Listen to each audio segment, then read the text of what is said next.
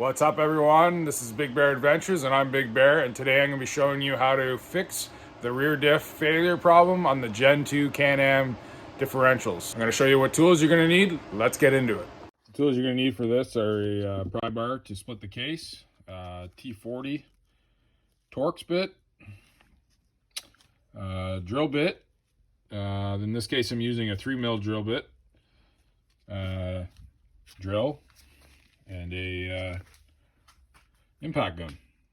So for this video I already have the pinion gear out. I also have the needle bearing out. I used a blind hole puller for that. It was a pain in the ass. I couldn't get it out, so I had to go around the edges and kind of knock it inwards to get it to loosen up.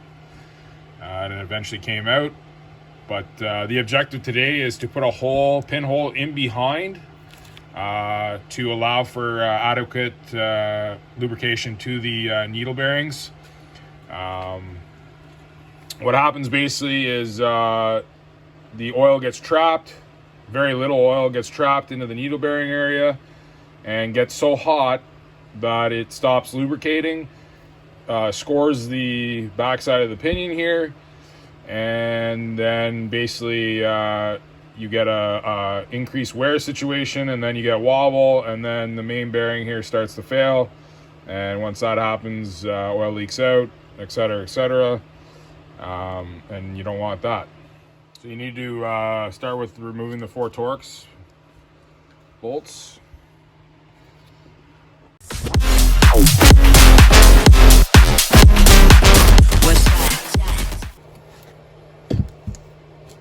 From here you'll notice some pry spots, and this is where you're going to stick your pry bar in and gently lift up, and then spin the differential and you'll find another one. Just keep going around until you get it all nicely evenly popped up.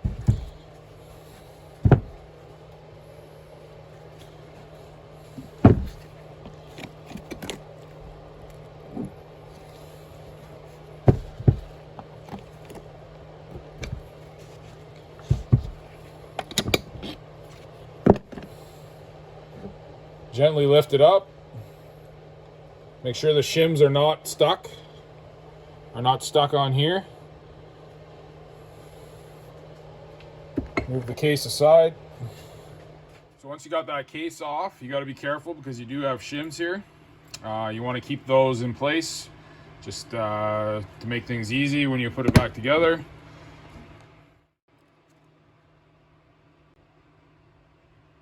You'll have shims on the other side. You'll also want to keep those intact, so that way you can put everything back together as they should be. Don't lose those shims. You'll see that shim there.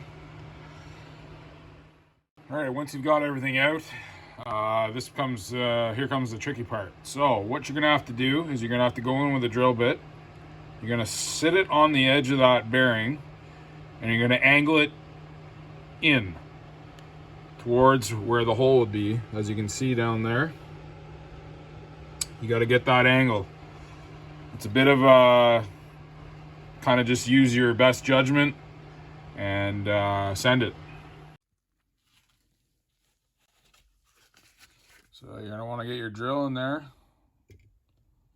Use your best judgment for the angle at which you need to use, but just set the bit against the top of that bearing so it acts like a guide. Doesn't matter if you cut into it a little bit, it's not going to change anything, it's not going to hurt anything, but the objective is to get that hole into the back where that needle bearing will sit.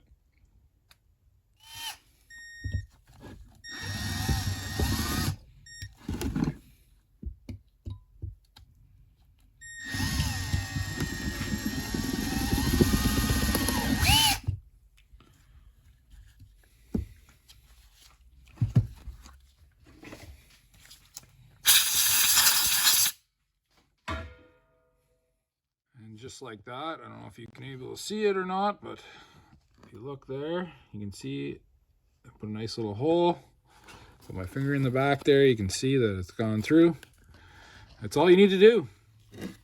You can see the hole kind of,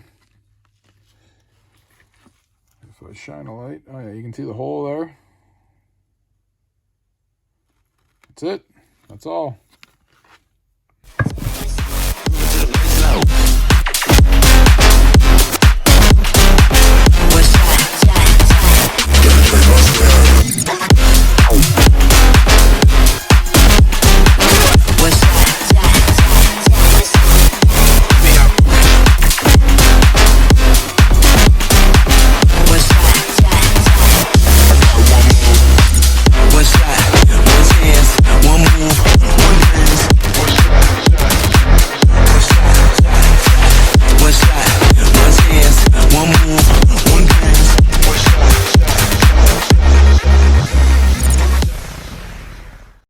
All back together. You can see down there, we got a pinhole in there that will supply oil to the backside of that needle bearing and will save the diff from destroying itself for a lot longer. So if you found this video helpful, I appreciate if you like and subscribe. You'll like where I'm going, so we'll catch you on the next one.